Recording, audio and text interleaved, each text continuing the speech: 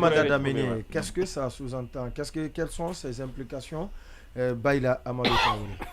Oui, bon, le mandat d'amener, comme l'a dit Mboné, hein, c'est effectivement... Partout on retrouve Non.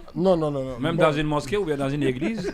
Non, déjà, il faut savoir qui d'abord, parce que quand on dit on, ça peut prêter à confusion. Ça ne veut pas dire que chaque... Les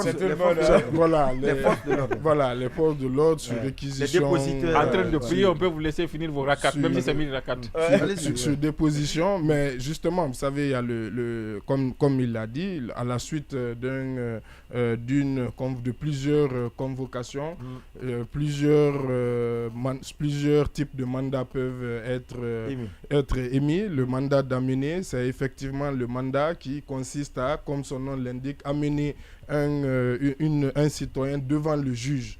Devant le juge, parce qu'il y a le mandat de dépôt, il y a le mandat de comparution, mais maintenant, ce qu'il faut aussi justement préciser, c'est par rapport à une interview que Madifine Diané avait accordée à notre ancien confrère, notre ancien collaborateur de Djoma, Mohamed Ali, et où il avait porté des accusations justement concernant de la fraude électorale, de la présumée fraude électorale en 2010. Et effectivement, il a été, on a suivi, on va dire, cet épisode depuis plusieurs semaines. À chaque fois qu'il devait comparaître, ça faisait l'objet de débats. Donc, c'est une suite logique et ce n'est pas une première. Vous savez, il y a certains dignitaires qui ont du mal, c'est vrai, à répondre aux convocations. On se rappelle aussi du préfet de Mali qui aussi